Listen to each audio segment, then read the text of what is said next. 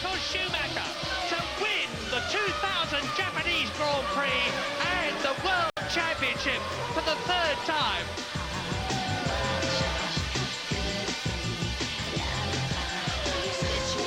He exits the corner, he crosses the line. Michael Schumacher wins. Michael Schumacher is world champion.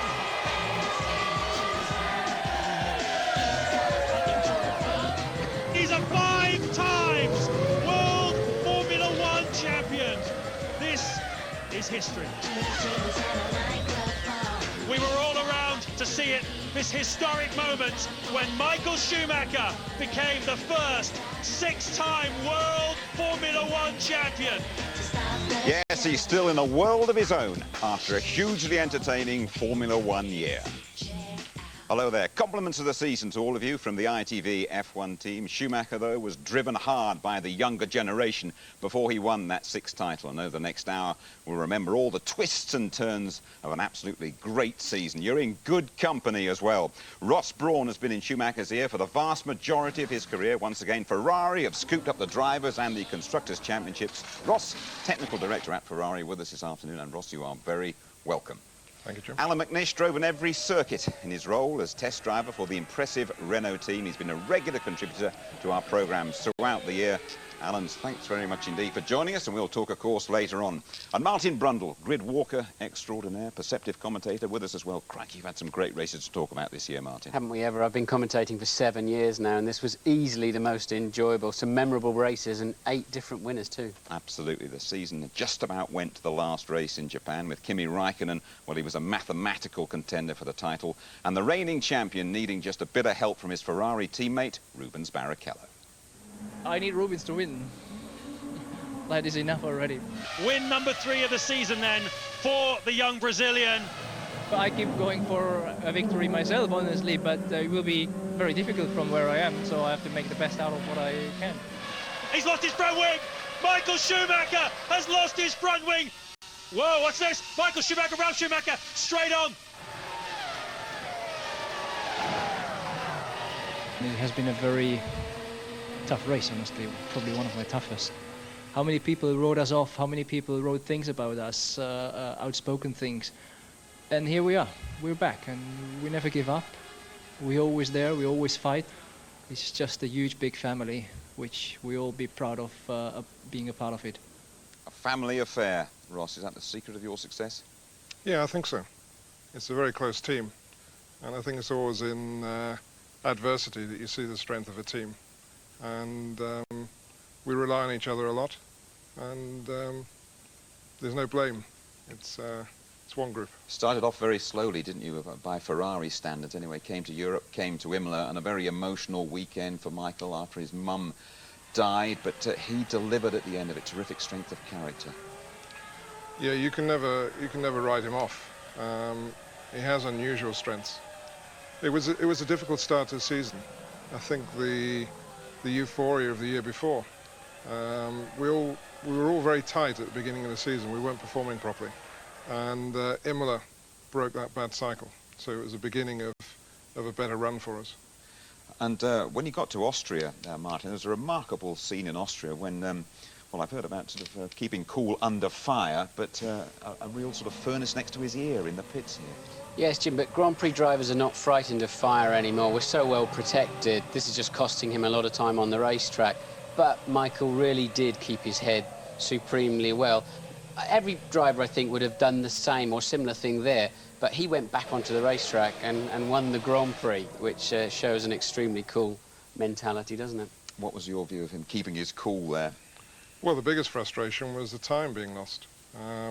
As Martin said, they're pretty well protected, and we've got provisions for, let's say, minor fires. So I think the biggest frustration was we were in a tight race and we were losing time.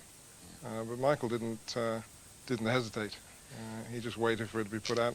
Is it his racing brain that sets him apart, Ross? He's forced off in the European Grand Prix by Montoya. He keeps his cool, he keeps the engine running, gets a bit of help from the marshals as well. I mean, how many drivers would have the wherewithal to do that?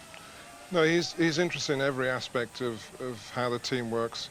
I mean, this situation now, 2 years ago, the rules changed to say that the marshals can push you as long as the engine keeps running. Now, he knew that, But how many team principals down the pit lane said it was illegal that we got to push? So Michael knew the regulation, and it's a fact. You felt at the time, Ross, that Montoya's move around the outside was a bit unreasonable. Do you still feel that now? I got sucked into the emotion of it, I must admit. I mean, I feel the races as well, so I was a bit harsh afterwards. But yeah, Juan Pablo's pretty rough at times, and some people like that. But it's cost him, as we saw later in the season. So I think he has to think about his approach in the future if he's going to become a world champion, because I think he could have come off just as badly in that situation as Michael did. So there was another pivotal and very political race at Monza later on in the year, which you had a fantastic result, because there's a lot of bad feeling about the Michelin tyre situation, and your two main competitors were put off their stroke a little bit with having to change their tyres. But do you think this was the turning point of the season? It was. I mean, after Hungary, we had a desperate race in Hungary, and we went back and we just sat down and went through every point, analysed everything that was happening with the same people who'd won the championship the year before. So the ingredients were still there. It wasn't quite gelling.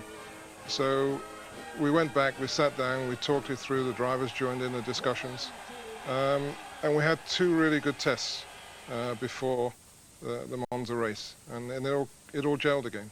But the difference is so small. The difference is minute, so we just had to find that little bit. Okay, thanks for the moment, Ross. When you rejoin us, we're going to remember some of the crucial moments of F1 2003. Remember the start of the German Grand Prix at Hockenheim? Kimi Räikkönen challenging to get back to the top of the championship, failing to get beyond the first corner.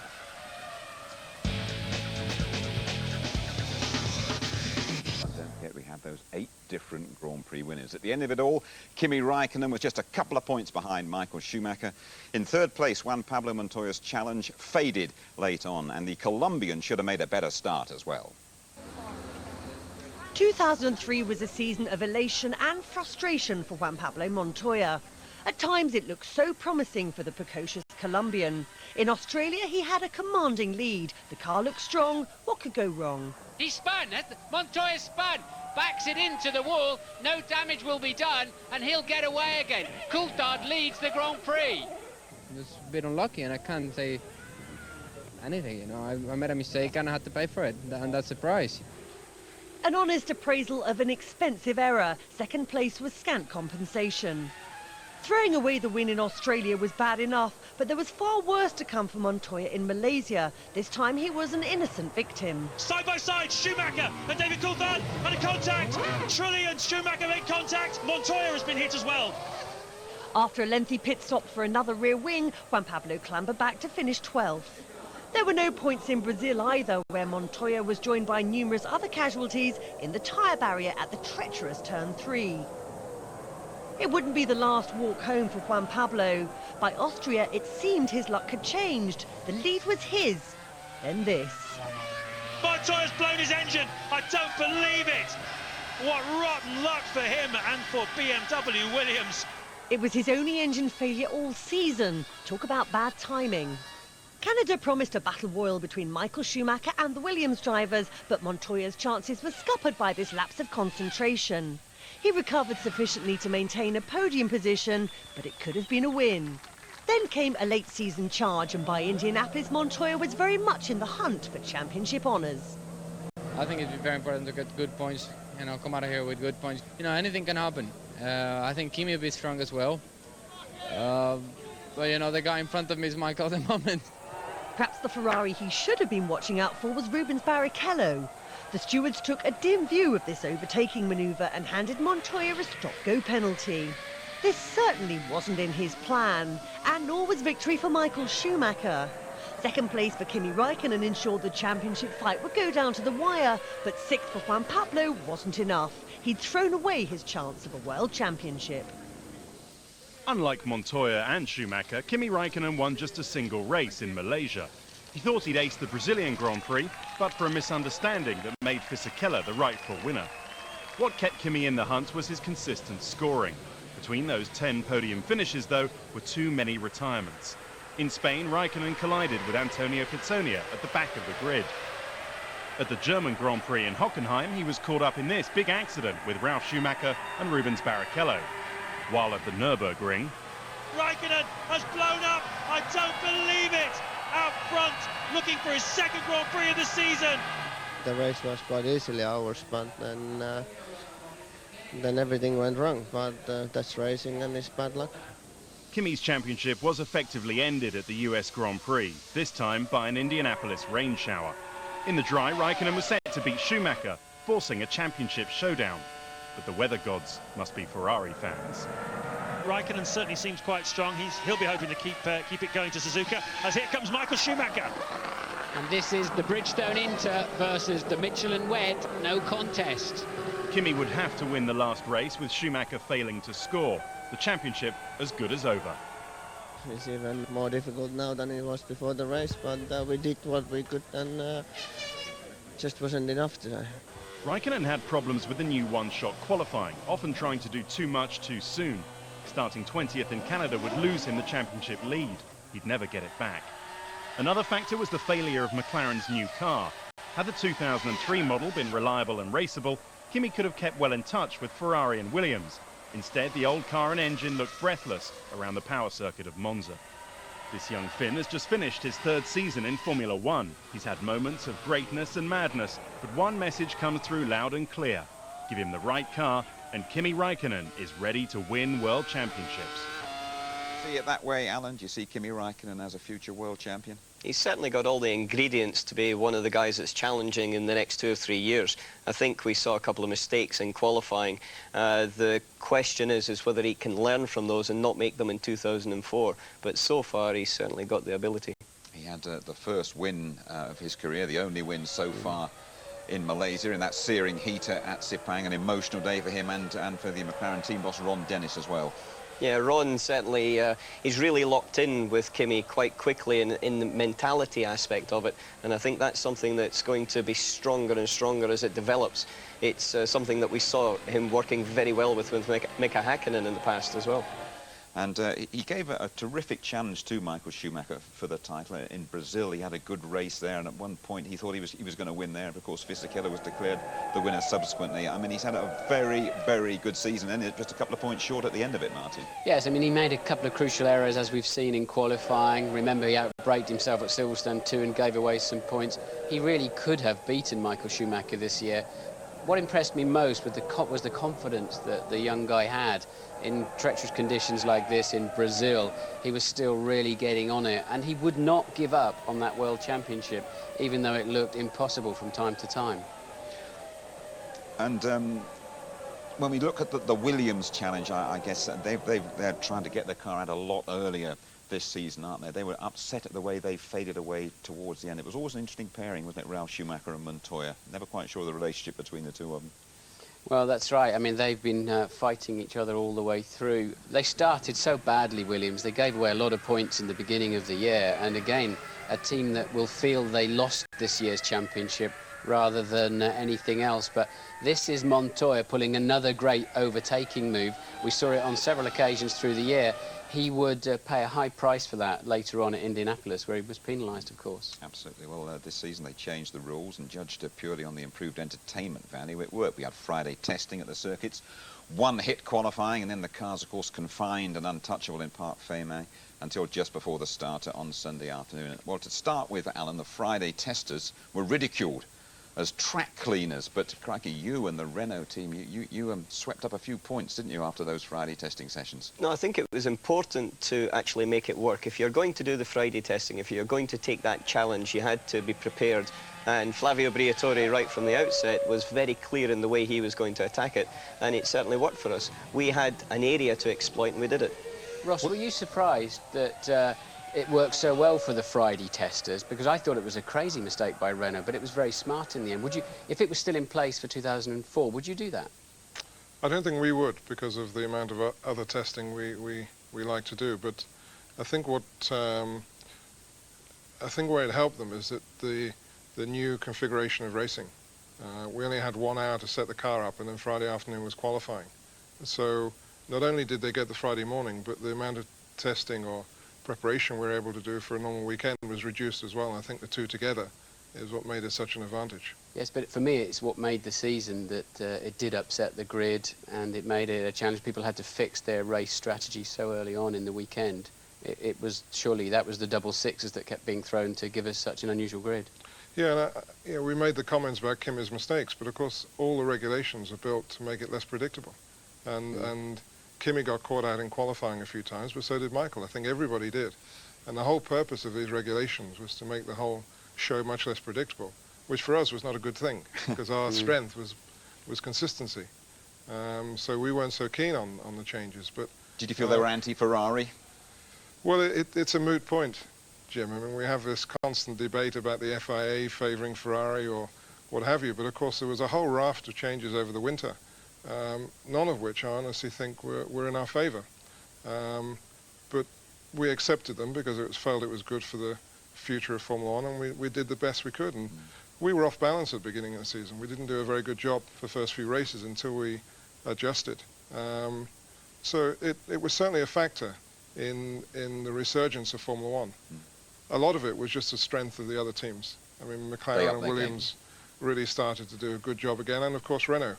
But the rules made it much less predictable.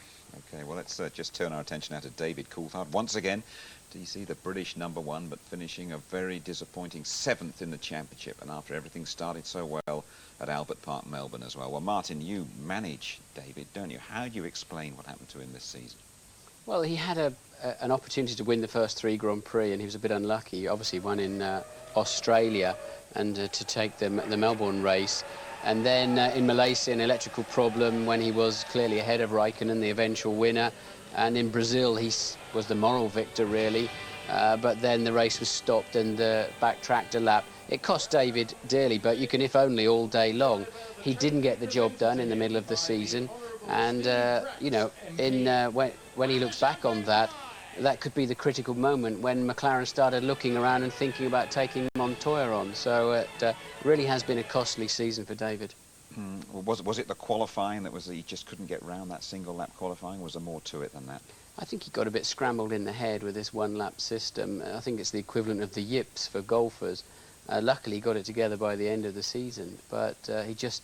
I can imagine the pressure there must be going out with single-lap qualifying with the eyes of the world burning a hole in the back of your neck, just watching you and you only try to manhandle a Formula One car with a one-lap wonder, and it obviously got to David. Yeah, in Japan he finished just behind Kimi Raikkonen, didn't he, Alan? But I mean, the gap between the two of them, 40 points overall behind the Finn. He was blown away a bit this season, wasn't he? Certainly in terms of overall points, there's no question about it. But I do think, as Martin said, if he had the momentum building at the beginning of the season, then that gets your confidence up. And as a driver, you need confidence. You need confidence in the car and in the team. And once it's rolling, as we saw with Kimi, and as we saw with the change with Michael when he resurged back into the championship, it's so important. And has he got the desire to up his game in what's going to be a very, very crucial season next year? Yes, we've just seen the end of the Japanese Grand Prix, the final race, where he really drove brilliantly. He came to find me straight after getting out of the car to say, this cannot be my last Grand Prix next year at this time. He badly wants to drive.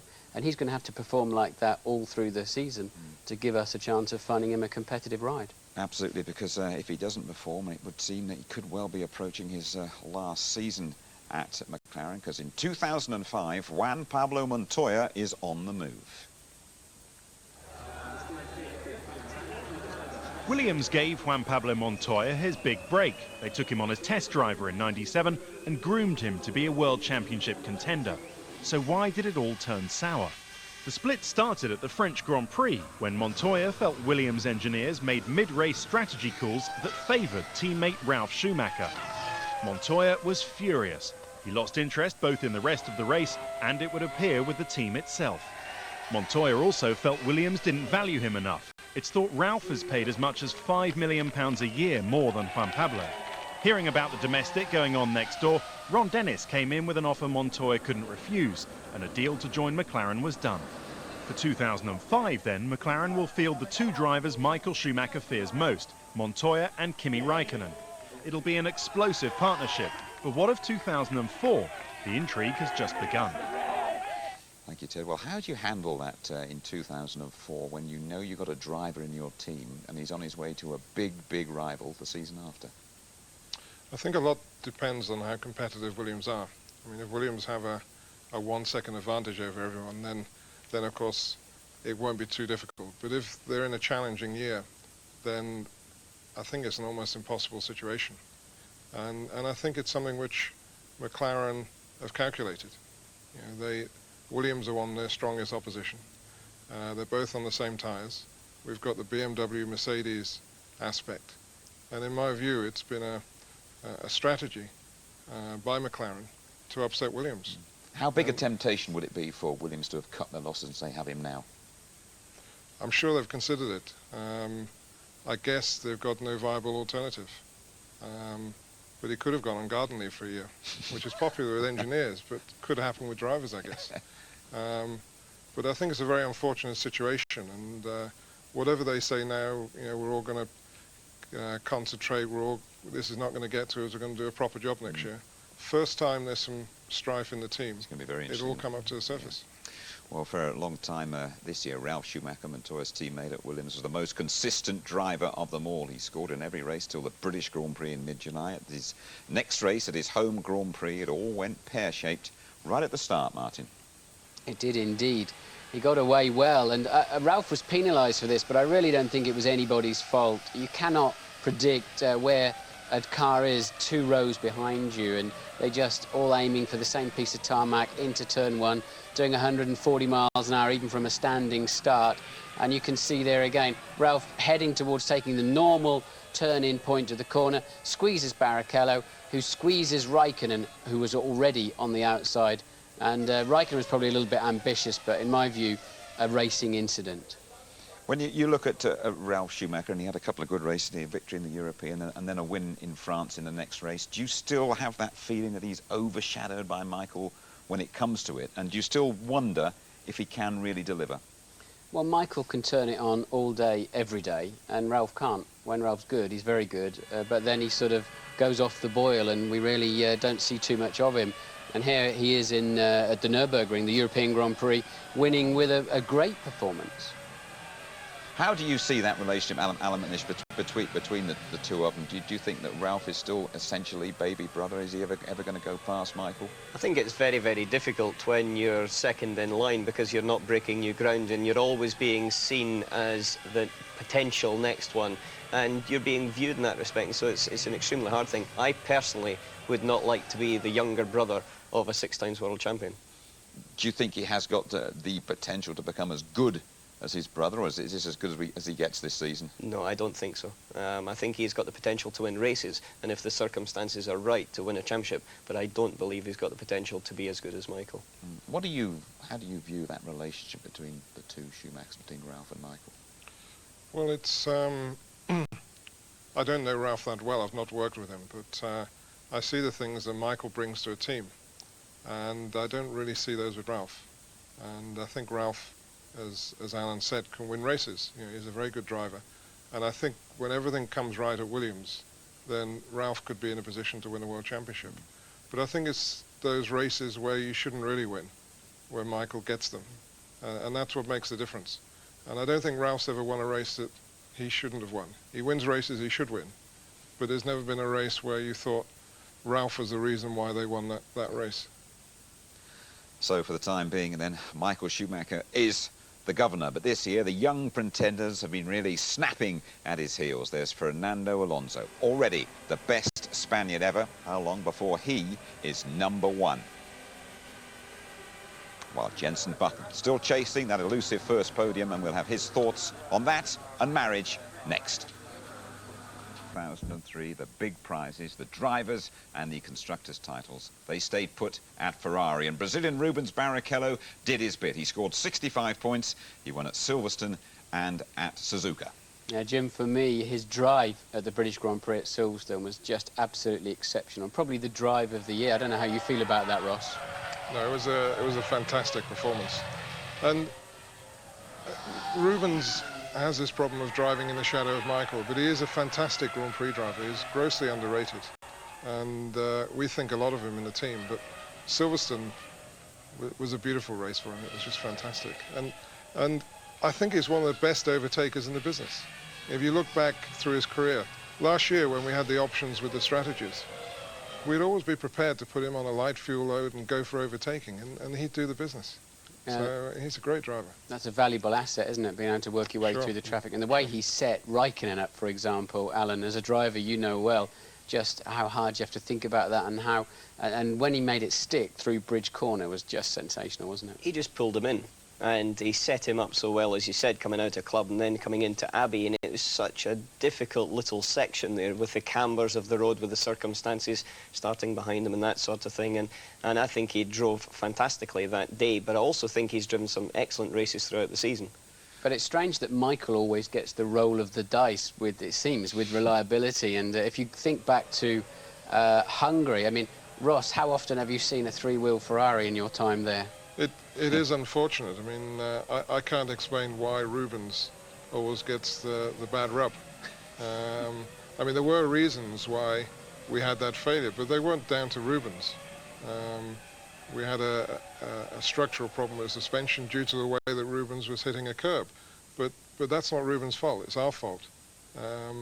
Why Rubens doesn't quite get it to fall into place is a mystery. People say that Michael's, as well as being the best, is one of the luckiest drivers as well. Is that a fair comment? Well, we tend to have a saying that luck is preparation waiting for an opportunity. So we try not to think about luck, but I don't know how we explain it. I mean, I know there's, and everyone's going to groan at this, is this feeling that we favour Michael, we don't favour Rubens, but 99.9% of the time it's exactly the same for both drivers. There are one or two occasions when we have to make a decision in a race or some other circumstance, but in terms of equipment, engineers, everything else, the guys get the same equipment. And quite honestly, if Rubens was the guy leading the championship by 30 or 40 points and we had to make a decision, we would favour Rubens in those circumstances. But we've never reached that point. It could happen because Rubens has been pushing Michael harder and harder, and probably this year is the hardest Rubens has pushed Michael since they've been together. How crucial is the relationship between the drivers, and how important is it that they get on? I think it's crucial, and you know, we don't set our drivers up against each other. I know there's one or two teams where that seems to happen, but we won't accept that. They have to work together. It's a very complex thing, of Formula 1 team, because you have a huge group of people all working to a common objective, and then you have these two guys who are trying to beat each other within the team. Yeah. And it's quite a tricky thing to manage, but we have a totally open relationship between the drivers. All the data is available, the engineers, we all debrief in the same room, there's no secrets, and but it is complex, the relationship between two drivers, but they get on very well, and as good as any two drivers who are trying to beat each other have done. Okay, thanks, Ross. Well, when it comes to deciding the driver of the year, Renault's Fernando Alonso has plenty of supporters in the second race in Malaysia. Still only 21, remember, he was on pole. Later in the season in Hungary, Alonso claimed his slice of Formula One history. Renault surprised many in the pit lane by turning out what was, by common consent, the best handling chassis of them all. The weak link was their engine, down on power compared to the top three teams. But on tracks that reward a well-balanced car rather than pure power, Renault excelled. Their win in Hungary was an important milestone. Fernando Alonso wins his first Grand Prix, and he becomes the youngest man ever to win a Formula One Grand Prix.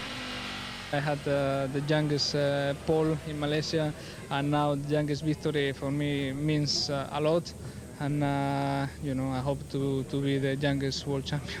Italian Jarno Trulli finally proved that he can race well, with some solid performances leading up to this podium in the second half of the season. But the real story of Renault's year is Fernando Alonso. All season long, this Oxford resident has amused, delighted and impressed everyone in F1. Go. We can go faster, but we don't want. He also plays a mean card trick. Have one card.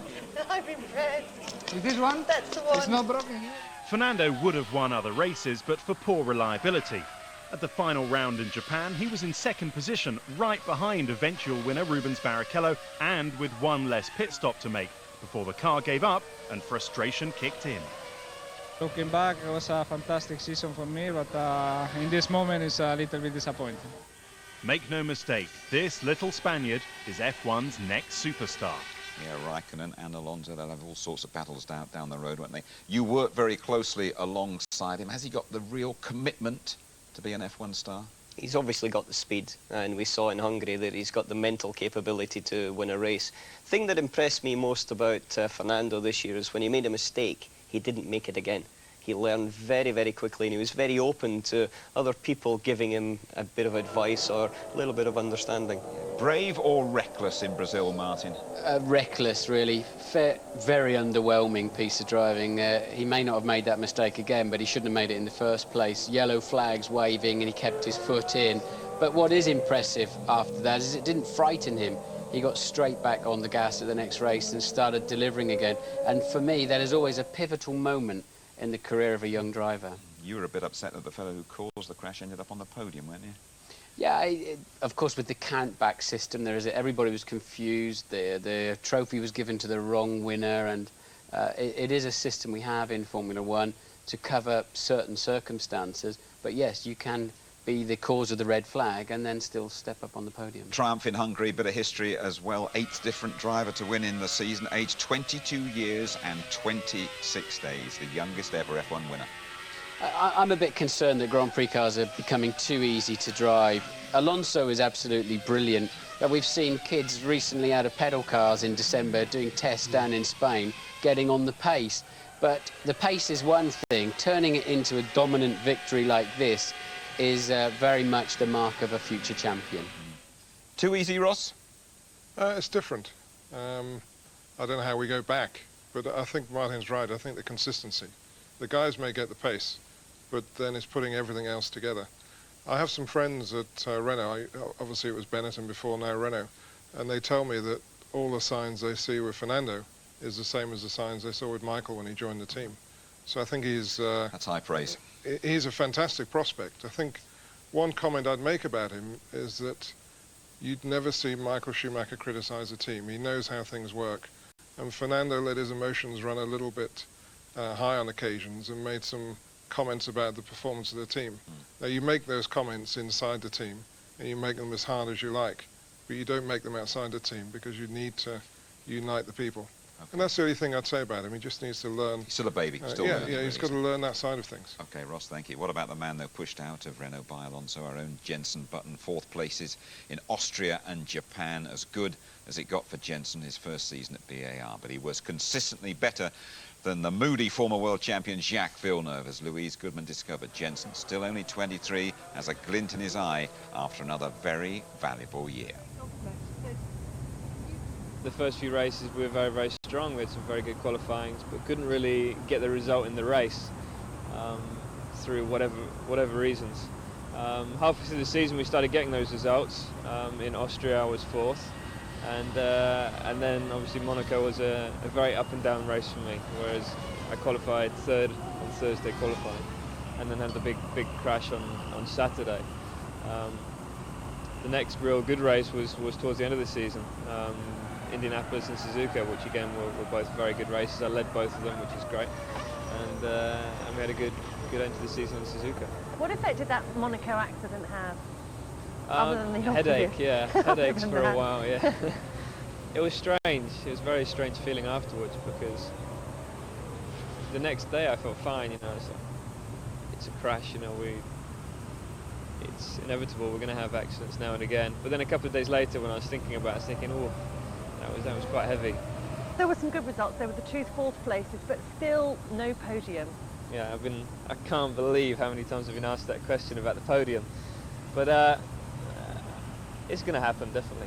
Maybe I'm one of these drivers that their first podium's a win. We've just got to wait and see. But I've been so unlucky, you would not believe. I don't normally believe in luck, but to be in a podium position on many occasions and have failures or whatever happen, it's very, very unusual. And to be running in the lead in Indianapolis for 15 laps and in a very strong car, it was a great feeling. And then suddenly to go from that to nothing, it was pretty tough for everyone. And we really did need Suzuka to bring ourselves back up, I think. It was a great result. Both drivers in the points in Suzuka, which secured 5th place in the championship for the team. What difference does that make? It makes a big difference to the team. It was a great weekend, and to have Takuma as a teammate there, you're always unsure of how they're going to cope, but he coped very well under the pressure, and to get both cars into points in 4th and 6th was a big boost for the team. What about on a personal note? They're going to be wedding bells in 2004? We'll have to wait and see. Not in this season, definitely not, you know, but it's not going to make any difference to my racing. That's what I love doing, and she's got her own thing to do, so which is great. You know, I'd love to see her at every race and with me all the time, but it's nice that she's got her own thing to do, so I can concentrate a bit more on what I do. He's waiting till the end of next season. And what did you make of Jenson Button and that relationship with Villeneuve that ended up with Villeneuve, well, out of Formula One? I thought Button in the back end of the season was sensational, did a great job, and I think he'll pick up the mantle of team leader well. Villeneuve said, if Button beats me, I'll probably give up, and he's had to. I mean, whether he knew when his car caught fire and had a smoky retirement at the Indianapolis race, whether he knew that was his final race or not, we don't know. But for Villeneuve, really a horrible season. And this is a great shame for Formula One. If you were doing a dream grid for 2004, Jacques Villeneuve's name would surely be on it. Yeah, I'm very, very sad to see Villeneuve out of it. I know he's made a few enemies along the way. 97 world champion and 100 races without a win. I suppose that tells its own story, Martin. Well, absolutely, but he was the world champion, and it's hard enough to win races, let alone championships, and you can never take that away from Villeneuve. He could so easily have won the championship the year before, and he beat Michael Schumacher to do it, so it was a very worthy title that he gained there. Still the driver that could do well in a Ferrari, surely. Yes, not with Michael there, I don't think. I think their history has been a bit too difficult in the past. But I agree with Martin. It's a shame that he's not in Formula One. He's a character. And I think in the right circumstance, he could have enjoyed more success. But the sort of writing was on the wall when you know, they had those difficult negotiations during the year, and you could see that David Richards was bringing Jenson on. So it is a shame to lose him. Because in fact, I think we'll only have Michael will be the only world champion on the grid next year. Yeah. Okay. And that's, well, it's good for us. It's not good. It's not good for Formula One. Okay, Ross, thank you. Well, next, a little spot of indulgence, really. Statistically, Michael Schumacher is the best ever, but is he really better than the Argentine Juan Manuel Fangio, winner of 5 titles in the 50s? Well, you pays your money, and you can make your choice.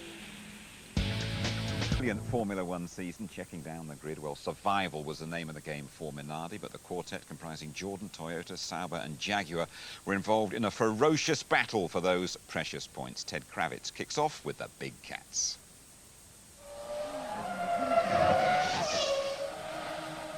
Jaguar's secret weapon was Mark Webber, a revelation in only his 2nd year in the top flight.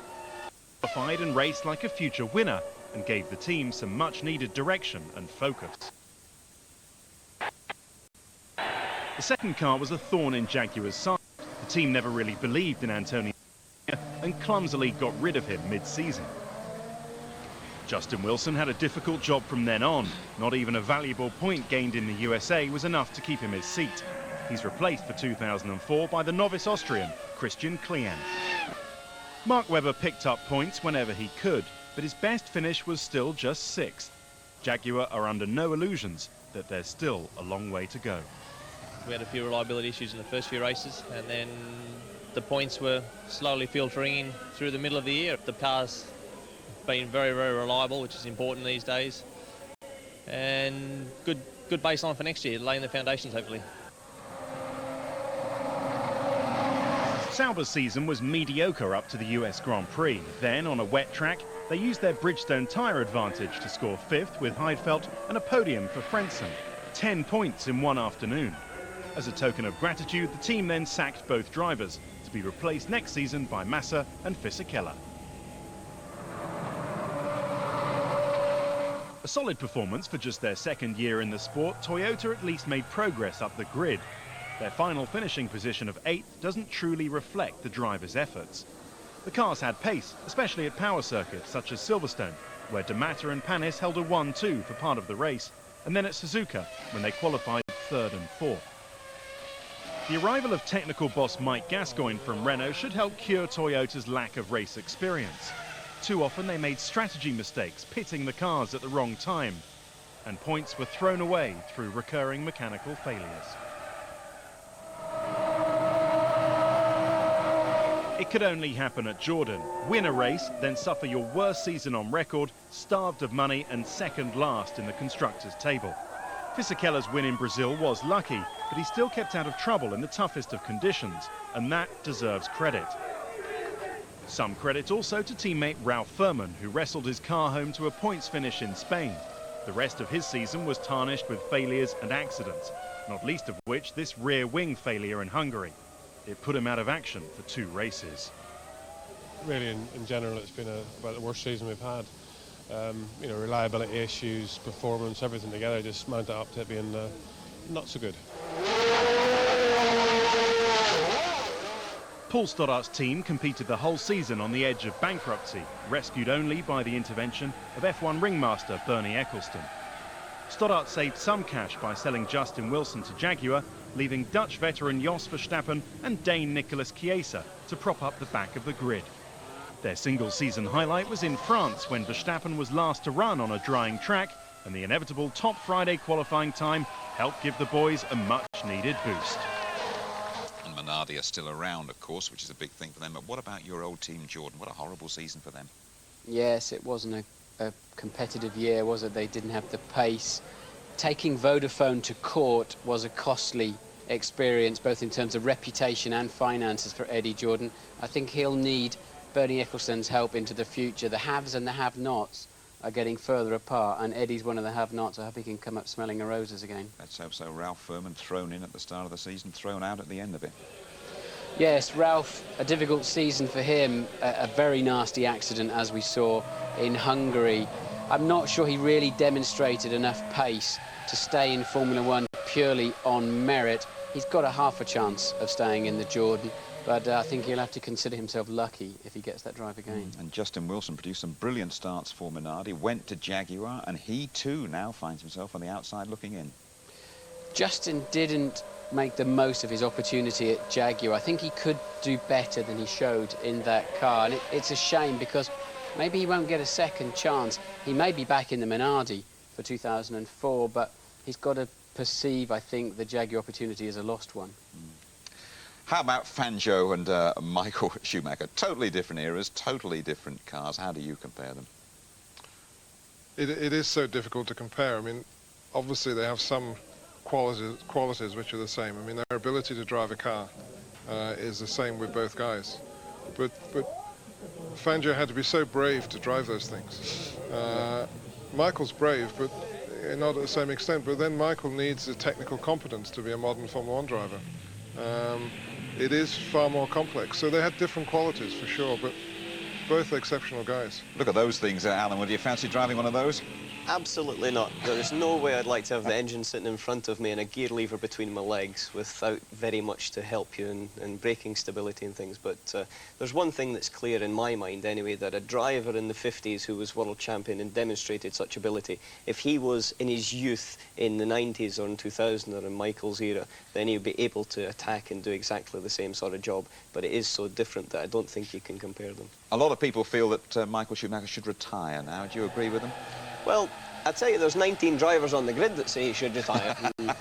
But I think that Michael will continue until he really starts feeling the pressure from the likes of Kimi and from Fernando, and he realises that maybe his day is starting to be numbered. The intelligent thing is to retire at the top. Is he going to retire? Well, it's up to him. For my money, absolutely, unquestionably, he should not retire. And it's none of our business, by and large.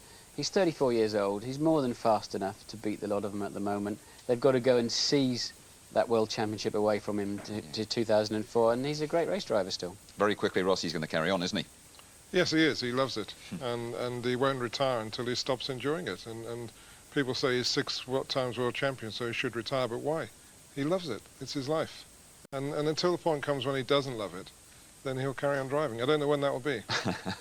And so follow that in 2004. We've got a potential 18 races, 8 flyaways kicking off as usual in Australia in early March, 2 new venues, Bahrain in April, China towards the end of September, the British Grand Prix in its traditional mid-July date. Austria's gone, Canada has survived, just. France is pending an FIA meeting on Wednesday. We're delighted to see Spa back where it belongs in late August.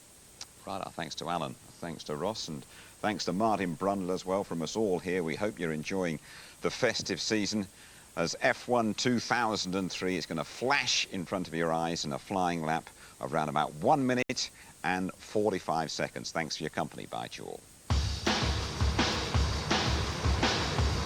Let's go, let's go. Yeah, let's go!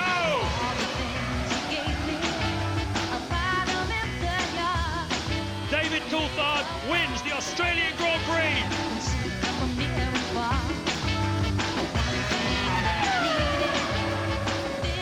Kimi Raikkonen wins his first Grand Prix. It's Fisichella, his first win in Formula One.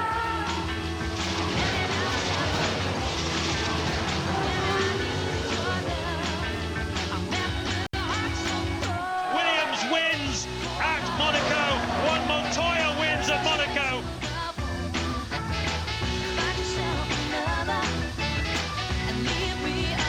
It's a Williams 1-2, and they are really in the championship hunt. Yes, Rubens, you are the winner of the 2003 British Grand Prix. Fernando Alonso becomes the youngest man ever to win a Formula One Grand Prix.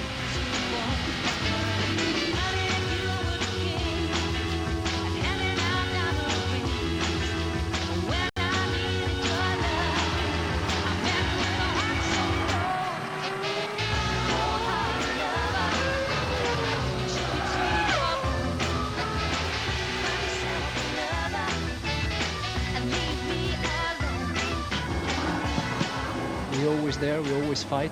It's just a huge, big family, which we all be proud of being a part of it.